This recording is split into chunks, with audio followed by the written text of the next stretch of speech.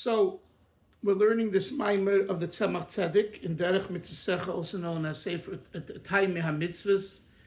We're on page Chav Tes in the regular volume, all Hebrew volume. It's Ois Beis. The mitzvah that we're learning is Ahavas Yisrael, or rather Isser Sinas Yisrael, the prohibition to hate another Jew, or mitzvahs Ahavas Yisrael, the mitzvah of loving another Jew. I'll just recap briefly, and then we'll continue inside. So until now, the Tzemach Tzedek made a very important point, and that is, after asking the questions why the Arizal,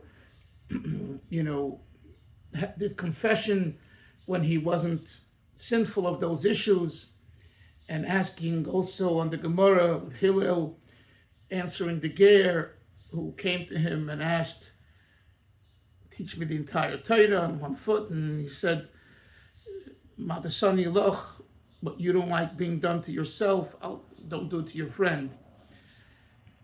And also, so why the negative? Why not just use the positive, as the Targum says, and we'll read it and we'll learn it soon inside. Also, the question was, the Ohafta Reacha Kamecha, the Kiva says, so Hillel says, this is Kol HaTorah Kula, this is the entire Torah, V'idach Pirushahu. And the rest of Torah is an interpretation of this mitzvah. Now, in today's shir, without asking this question, the Tzemach Tzedek seeks to answer another question, and that is, if you say that the mitzvah of Ahavas Yisrael is an introduction to all other mitzvahs, I can hear that. I can hear at least how it's an introduction to all the mitzvahs between man and man, okay? But when you say, V'idach Pirushahu, you're not just saying that the mitzvah of Ahavas Yisrael is an introduction, you're saying that the mitzvah of Ahavas Yisrael is kind of the only mitzvah. And all other mitzvahs, V'idach, and all the rest, Pirushahu is an explanation of this one mitzvah. What?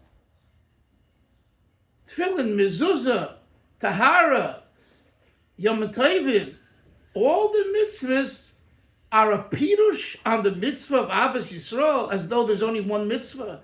That's a very enigmatic statement that Hillel made. People don't realize when we quote that Gemara, that's what the statement is saying. Most people, when you look at this, I don't know if but the Tzemach Tzedek and those that ask this question, they look at the words carefully.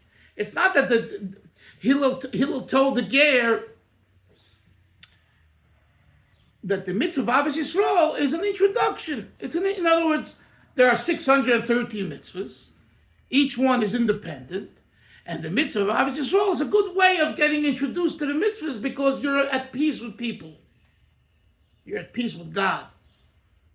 But then that's saying something very different. Then that means that the mitzvah of Ahavas Yisrael is not the ikar, the primary, or the only, and that everything else is commentary. But that's what Hillel said.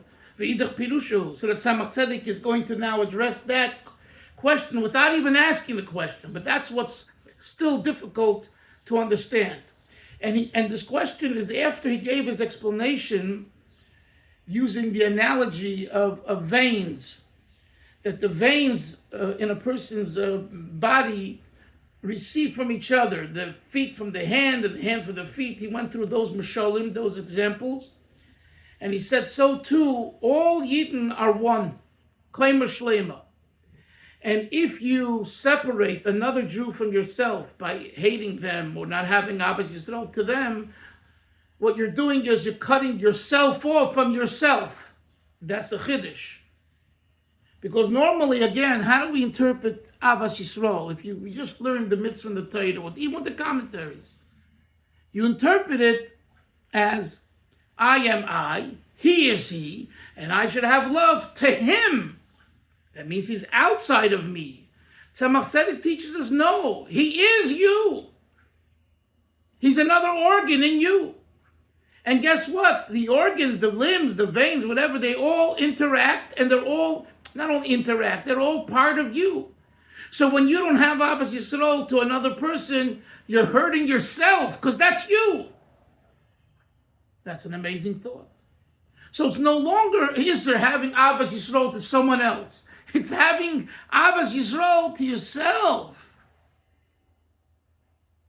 And that opens up the whole idea how a Yid with another Jew are one. That's the truth. And the Tzemach Tzedek brings the Zohar and brings the Kabbalah and Chassidus, how it's this way in Chachma, all the different sources and ideas. But the bottom line is, that's the Nakuda. That's the point that he said in this first chapter. Now, the Tzemach Tzedek, using this thought, is going to analyze the Gemaras that we spoke about and the questions and bring out a very interesting point about relationships.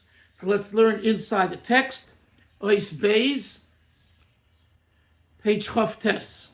Af al pishin is boyd hativ tuf tam limitzvah zu. And although we explained very well the reasoning for this mitzvah, adayin yesh bezeh tam nifla, there's still a wondrous reason be'otzim hatoiva, concerning the essential favor sheha'odim oisei loi, that a person does for himself, ulechol ha'olam, and for the entire world, b'kiyem mitzvahs haseizu, by fulfilling this mitzvah. Ulehepech, and if he does otherwise, the opposite, chas v'shalom, God forbid, kishemevatla mitzvahs haseizu, when he annuls this mitzvahs hasei, and he desecrates the negative commandment, shel Torah, the loisisna, that you are not to hate, he causes damage to the entire world. In this brief introduction, Hillel, Tzemach Tzedek says a profound thing. Listen to this. Tzemach Tzedek says that the mitzvah of Ahavas Yisrael, in other words, until chapter 2 here, we spoke about the individual. Here, the Tzemach Tzedek starts explaining, no, it's not only that you, by hating someone, not loving them, you're hurting yourself. You're hurting the entire world. Look at the words. Oiseloi, the second line in this chapter. Oiseloi ulechol ha'olam. You're doing something for yourself and for the entire world. What? My personal Ahavas Yisrael, or God forbid, the lack of it, is damaging the entire world. What do I have to do? This is a private issue. So before we continue, this also puts us it emphasizes another very important point. That what we do when we do a mitzvah, but this particular mitzvah of Ahavas Yisrael, when we put on tefillin, you put on tefillin this morning. So you'll hear people say, oh, it helps the world, it brings light into the world, right? We say that millions of times. But the truth is, there is the mitzvah miyuchedes, the specific pratis dike, individual mitzvah. I put on tefillin this morning. What does it have to do with the Chveis dort in Ruvain in Michigan? So we say that collectively, what? Yes, it brings light not just into the individual souls. Right, fine. But also into the society. Right.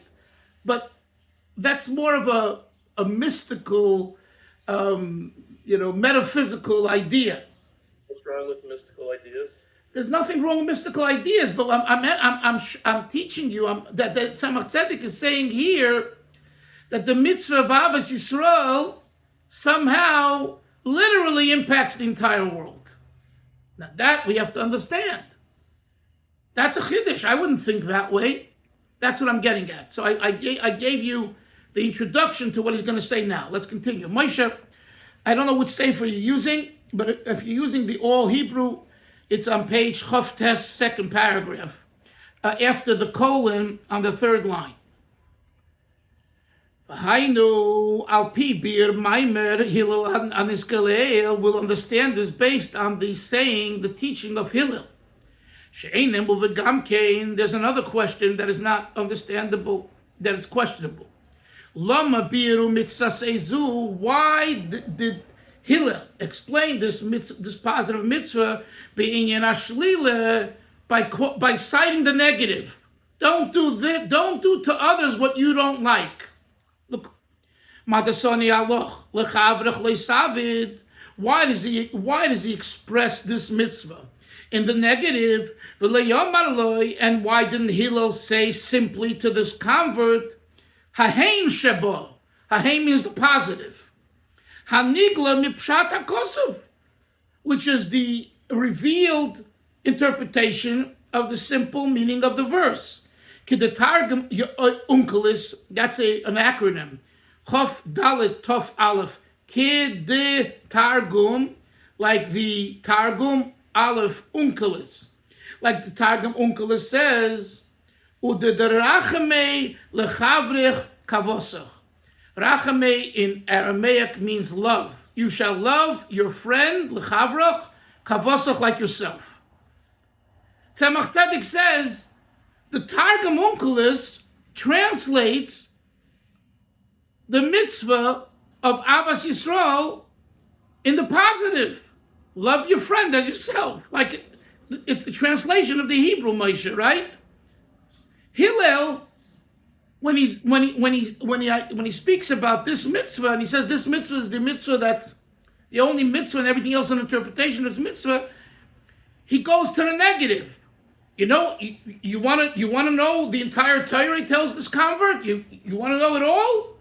There's one thing you have to know. What you don't like doing to yourself, don't do it to others. That's the negative. What you don't like doing to yourself. So the Tzemach Tzedek's question is, why does Hillel cite the negative versus the straightforward positive as the interpretation of the Targum on the verse V'yohavta l'reacha kamocha? Is that clear? I want to make sure it's clear. Yeah? You got it? Now comes the Tzemach Tzedek's explanation. Because these words, who pirish mitzvahs v'yohavta l'reacha kamocha be'inyan omuk. This is like Isser just said a moment ago. What's wrong with mystical? Tzemach Tzedek says you should know that Hillel's interpretation of the mitzvah of Ahavas Yisrael is very deep, very profound. In other words, it's as though the Tzemach Tzedek is saying, I know you're right. We could have Hillel could have told the convert, you want to know what the entire Torah is? Love your fellow as yourself in the simple way. He would have a question and an answer. Goodbye, Charlie. But by saying it in a negative, he introduces a deep thought. That's what he says. And one that's relevant to the entire world, not only to himself. Let's see what that is. Continuing. What he was telling him is, just as a person doesn't see his own faults. Eina pirush. This does not mean she'eina yodea klal chayveisav, that a person doesn't know his faults. Adarab, on the contrary, yuchol lirois, the person sees, ulohavin understands, hated well, amchus chisusay, the depth of his loneliness. Yosem Maria Zula Solov, more than others see about him. We know ourselves, we know our demons. Other people don't know us from the inside. I know myself. Because his friend on the outside only sees with his eyes what he sees. V'hu, conversely, the person himself, Yireh Lelevav,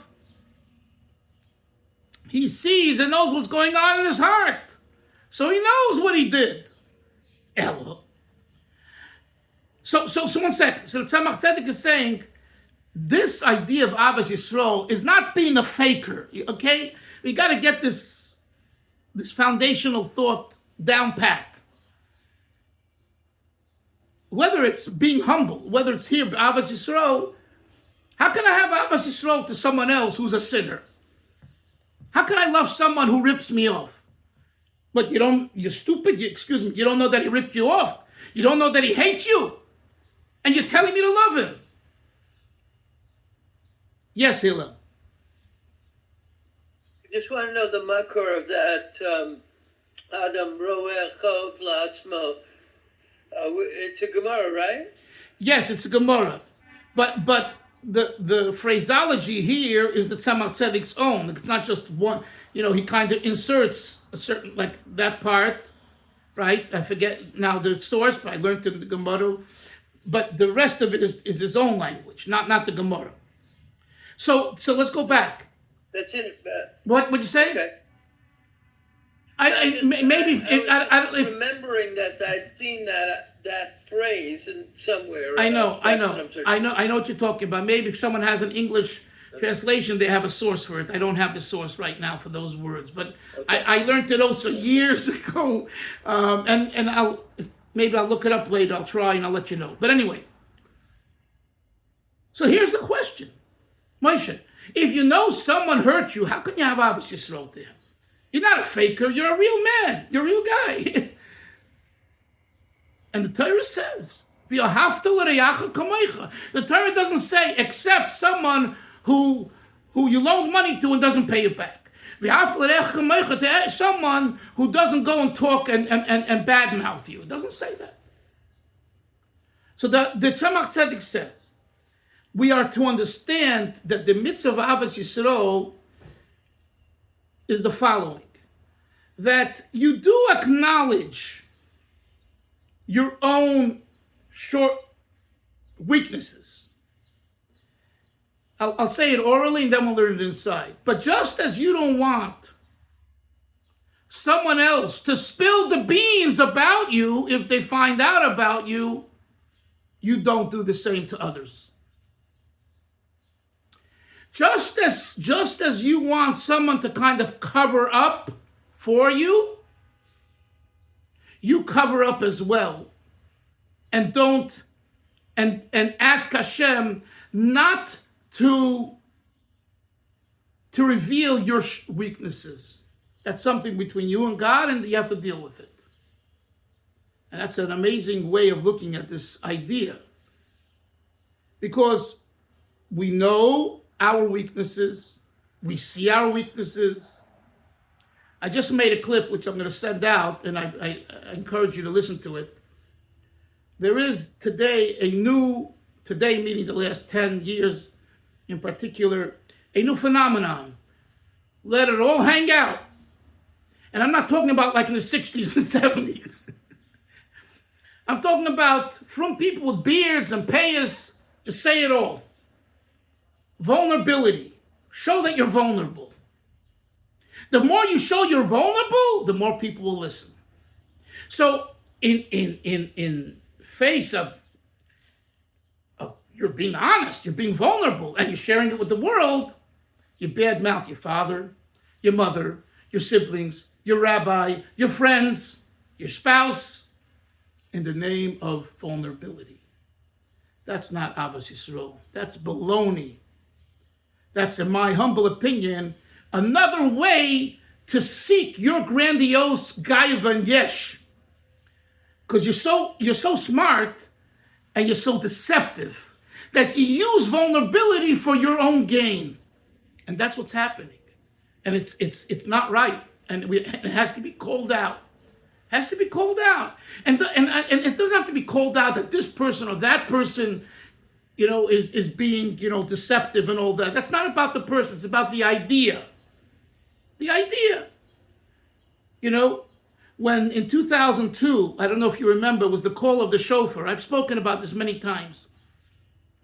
There was this program where you got together on Shabbos, and there was Shomer Shabbos. These were Orthodox people, Hasidim and others. And after a quick davening Shabbos morning, you had sessions, therapy sessions, with your feet crossed on, and your sweat pants, if that's what you wore, whatever the case. And what did you do? Badmouth your father, because you have relation, especially the oldest and the father and the relationships. So the Rabbanim And the Rabbanim were asked about this, and without going into whether it was part of Est and others, which was questionable whether it's a tinge of idolatry. Not going, some said it was, some said it wasn't. But the greater issue that really stopped it was, this is not the Jewish approach. Rabbi, I think Hillel David of Flatbush, I think, came out of, with a psak that it's forbidden to go, and it ended the call of the shofar at that time. Why? What's this business you're talking against your father, your mother, your siblings in public?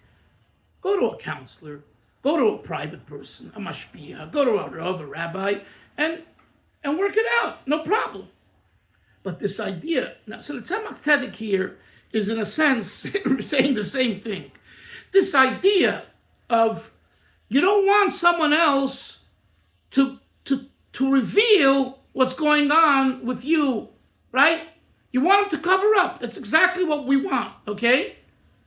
So don't do that to others.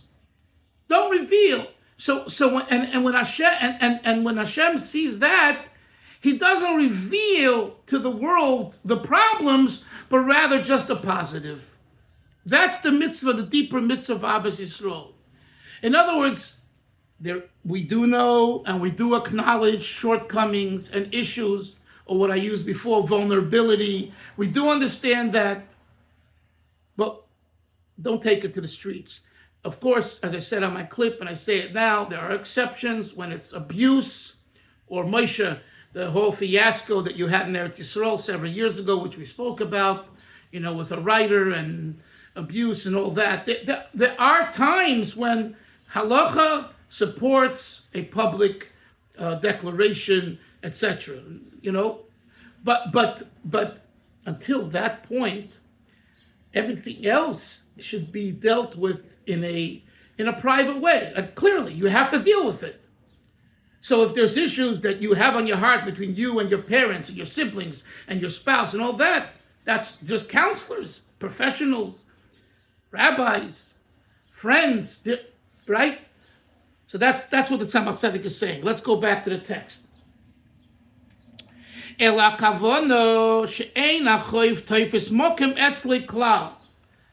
The guilt doesn't literally take up place. It shouldn't become the mainstay and focus of your mind. To be impacted by this emotionally. And it should be as though it's not seen at all.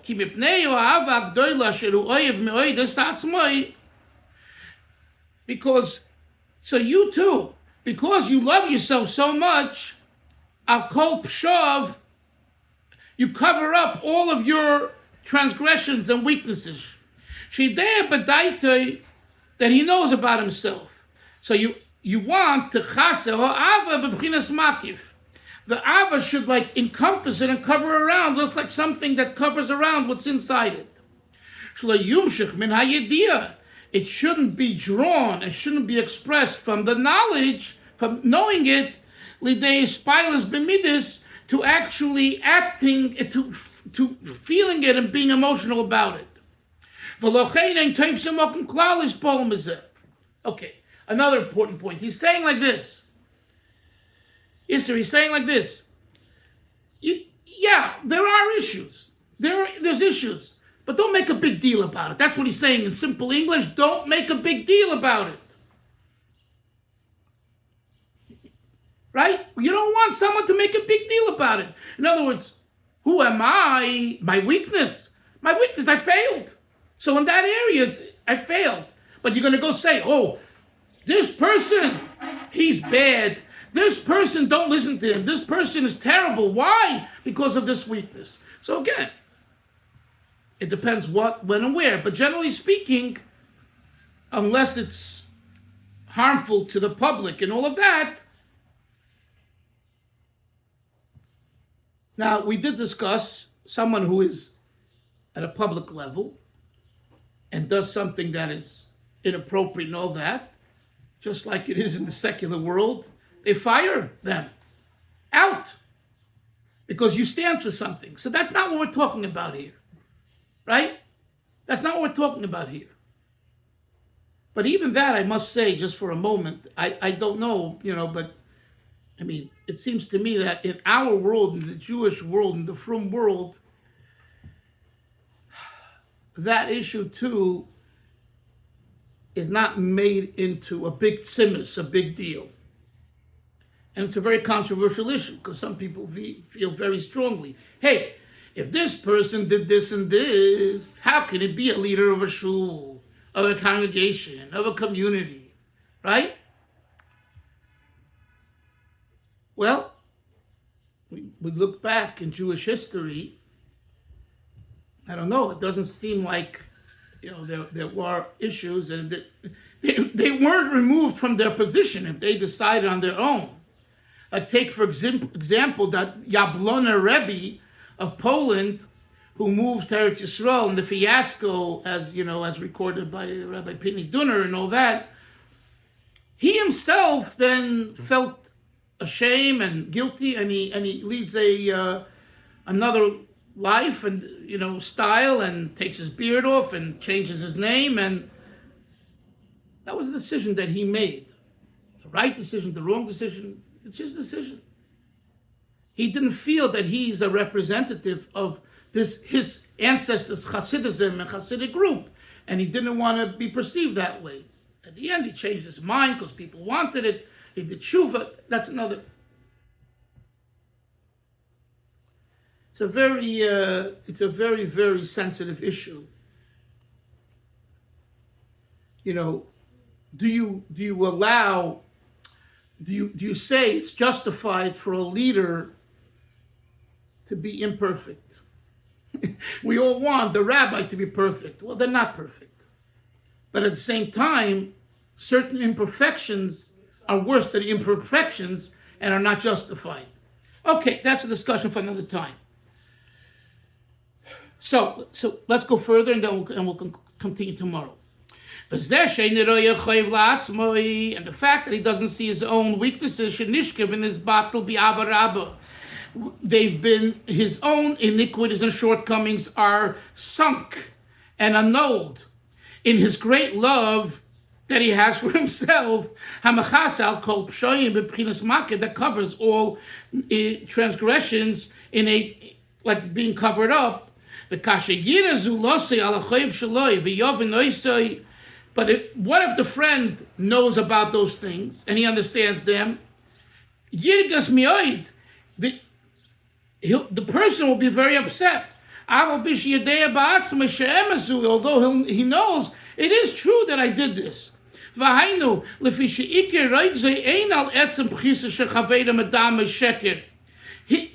His main upset is not with his friend that he recognizes and knows that he's done this and this.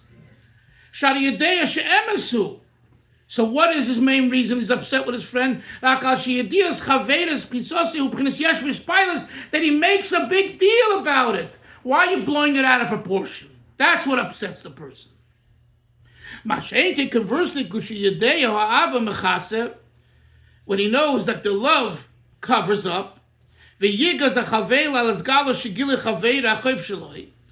other words, he's upset with his friend. Why didn't you use the love that you use for yourself for me?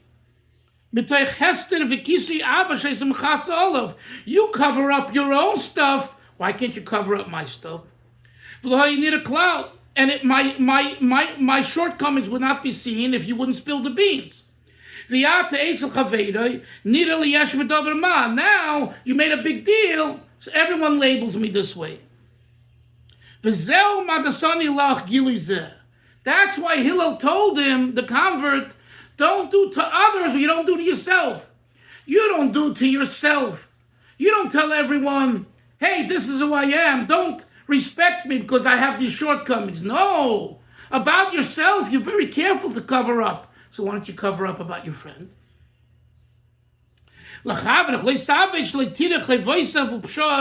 Don't do to your friend that you should cover, not expose his shortcomings. Whether it be in worldly matters between man and man, whether it be between man and God. Rather, you should have such love, great love to him, to cover up on his shortcomings, and don't allow them to come from the level of knowledge, lovely spilas b'midas, to become a thing, an emotional reaction. Like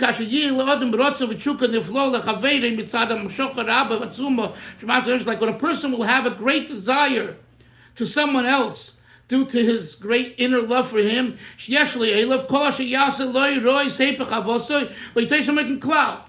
Right? If you love someone very much and you care, 1 second, Moshe, then the shortcomings you cover up on them.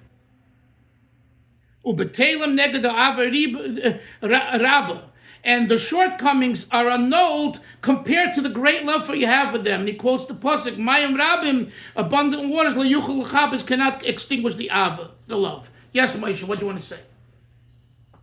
Yeah, I want to just say, I feel the need at this point to jump in and ask, no, let's be practical. What are we talking about? Where's the get, or where's the line between someone you don't quote unquote reveal something, or something is kept quiet, as opposed to when we have to speak up, we have to say something. I mean, as we've been learning over the last 5 minutes, multiple different examples have been going through my mind. Like Lamaz said, what are we talking about? Some examples, behaviors.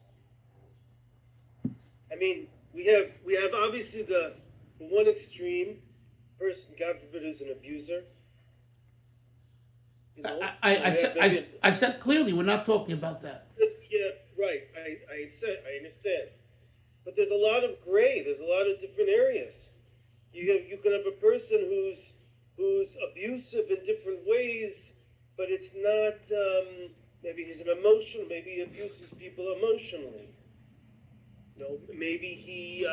Maybe what about we have a case. What about we have a case where we have the same person every year. Let's say bids on aliyahs, bids on kibbudim, on either Yomim Narayim or the Chagim, and the person never pays. Okay. So, we got lots of different examples. Okay. Good question. I don't believe. Moshe, hold on. I know you're a gabbai, and this is a question relevant to you and to others. I don't believe that the Torah supports embarrassing them publicly. Them personally. If the Rav or the Gabbai will make a statement from the Bima, everyone should pay, and not pledge and not pay, that's fine and should be done. But to embarrass someone publicly, for that, ask your Rav. I don't believe that's acceptable. That's number one. Okay. That's number one. 1 second. We're talking about, you have a friend, they did a certain sin, whether it be, whatever that sin is, okay? Do you go and, if it's not a sin that's negel or rabim, if it's negel or rabim, so there's more to be done. There's more to look at carefully. And maybe your scenario, your point, needs to be looked at carefully, even though I don't think that's the end should be embarrassing them in public. Just don't accept their bid. That you're allowed to do. Don't accept their bid. And the person will be... I'll give you a good example. What?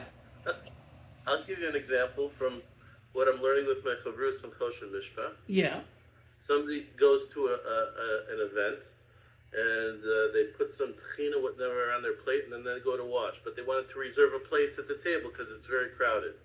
So they go to wash, and what happens? There's somebody else sitting in the place already, and there's no place for him to sit down. So he asks the guy who's sitting in the place that he wanted to go, can you go get me that salad? So a guy gets up to get the salad, and when he comes back, this guy pulls the chair out from underneath him, and he falls, and he actually breaks his pelvis. Oh my gosh. He breaks his pelvis. Now he goes to Bezdin. He says, "You have to pay for my bills." And Bezdin says, "Grandma, he didn't do anything." Okay, but Now, so wait, we're not finished now, right? So I'll be halacha. The guy who pulls a chair out, listen, I didn't do anything. You fell on the ground. So I said to my chavrus, I said, if I was that guy, I would make sure to call this fellow every Yom Kippur and say, when you're clapping al chet, I want you to know I'm not moichel you. Every clap, I'm not moichel. You want to pay for my bills? I'll be moichel you, but just remember that. And I would call him every Yom Kippur. Now, and he said it would work if it was a Sephardi. that's below the belt. But here's a situation, right? It's just chavrusas as far as. And he said that's the only way he would pay. But these cases are real. You talk about, in the theory, and it's all nice, but when the rubber hits the road, I see it how difficult, it is to have such a Ahavas Yisrael that, he is me, and with the whole heart, I'm going to forgive him for what he did. And But again, let's But the Tzemach Tzedek, let's stay focused on what we learned today. He's asking a question, and I'm going to ask you: would you want someone to reveal that about you? No, you wouldn't. You wouldn't. So why is it acceptable to do that to someone else? It depends what it is. What do you mean? Depends what it is. A person struggling with. I'm just going to take an example. He's struggling with online gambling. Yeah. And he's damaging himself. He's damaging his family. Right. But he's not damaging his neighbor, so to speak. He's not damaging his neighbor. So what good is it going to do to go and announce from the bima that this guy is struggling with online gambling? Other rabbit, he needs help, as opposed to the guy who's doing something and he's mamish, let's say, stealing from people. So again, the person, completely different story. 1 second, Moshe, the person that's not paying his pledges, doesn't he need help too?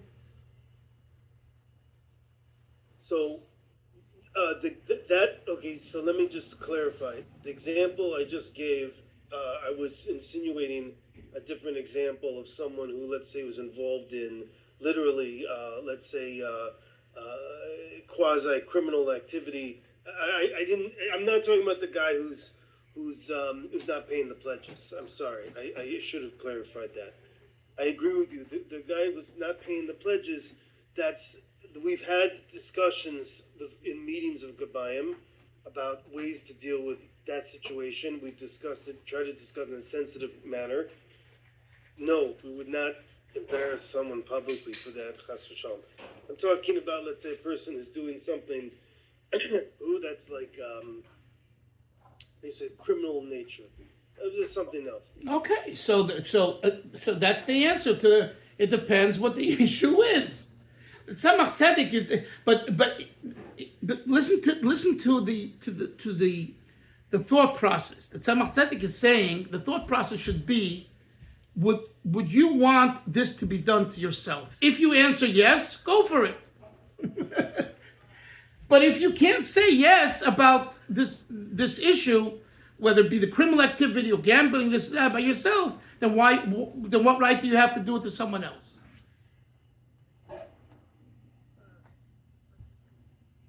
Because you would never do such a thing. It's beyond your worldview to behave in such a vile manner. I remember an early conversation in this year that you mentioned, Isser, when you were working at the Kupa, I think, and I remember you said this years ago, that you learned the mitzvah of Ahavas Yisrael to, you remember you gave us just kind of let them beat you and say nothing. Do you remember such a conversation that you shared? No. You don't, or you do? I believe it happened. But the problem is, see, I eat the ends of the challah. You eat the ends of the challah and you don't fold your and you don't fold your talis much as Shabbos. The point is like this. Look, these cases, Moshe, Isser, that you guys are mentioning are very real, 100%. And there's meetings, rabbanim, but on an interpersonal, like we're not talking. The Tzemach Tzedek is not really I don't believe he's talking about those situations. He's talking about you and your friend, and something personal that about him to that type of behavior, that type of behavior, and you wouldn't want the same thing revealed about you. So that's what he's getting at. If halacha says that you're obligated to reveal, whether it's abuse or criminal activity or that, absolutely. In other words, like this. Let's say you know about someone that's taking loans, he doesn't repay, and he goes from this to there and here and there. This happens every day. Do you find in the shuls, tzetlach? I mean, yeah, at a certain point, they'll say, be careful. I've seen these. I'm sure you've seen these. Be careful. Someone's going around and in the name of tzedakah, ripping people off. Okay? Many times they don't say names. Let's take, for example, another 1970, the Satmar Hasidim made a protest at the UN, at the UN Plaza against Zionism. And it wasn't sanctioned by the Satmar Rebbe. I told you this once. So he told the Gaboyim to put the name of all those that attended on the door, the main door coming into the Satmar Beis HaMedrash on Bedford Avenue there in Williamsburg. And they were called the Schwarze Satmar. In other words, he publicly is calling for humiliation of these people. And it was done. Okay, that's his own community. He decides that this is the way to deal with it, right? All they did was they made a protest that he didn't sanction, but this to him and to his people, the inner circle was like the splitting of the Red Sea. In Chabad, you would never have such a thing, and in many other communities, you wouldn't have such a thing. So here too, they felt that the mitzvah Ahavas Yisrael is to chastise these people in public. I would say that Tzemach Tzedek wouldn't agree with that if I had to say it, So this is why we have Torah, Bezdin, Israel, I'm not sure I agree with you, by the way, that to call him every Yom Kippur. I had a case where I printed a sefer, and someone went and reprinted my sefer almost word for word, and I printed 1,000 copies. I still have boxes in my basement because of this person. And I called them up and I went to the Rabbonim here, and the Rabbonim said you should take him to a Bezdin. The first thing I did is I called him up. I got him. I said, it's Daseres Yemei Tshuva. I said, you know what you did? You took a sefer and you reprinted it under your own name, and you put it all on. I'm losing, and I can't sell my sefer. And his answer was, "Do you have a copyright on the sefer? You don't have a copyright. It wasn't my own sefer." So I said, "This is what you're going to tell Hashem on Yom Kippur?" He said, "Yes." I said, "Okay, Zayger, be well. You do." One time, I don't call him every Yom Kippur. There are people that, you think help. He's not a Sephardi. That's really, that's racist. I mean, I'm sorry. I'm making a joke. Sephardi, Ashkenazi, I'm saying the people are people. There are people that they want to make a buck on you, and they'll use any excuse. I was once at a Bezdin with money issues, whatever. I told you this also. And the three Dayanim, the guy said, I'll swear, I'll take a shvua d'oraisa. And the Rabbonim said, you're going to swear? You know what the Gemara says about taking a shvua? How serious that is? And the guy, cold-bloodedly, a satmar. Yes, I'm going to swear. I promise you, in the eyes of many people, they would consider him a lowlife of lowlifes, with all of his learning. How can you do that? For a few bucks, you're going to take a shvua d'oraisa. No? That's the world. Anyway, Chevra, we'll continue tomorrow. It's a good conversation, a tough conversation. Hillel sitting back there and basking in the ray of the discussion. I'm just, it's a very therapeutic conversation. Clearly, we all have a lot of emotions. pain around some issues, yeah. Zygons, have a great day, everyone. Take care. Bye-bye.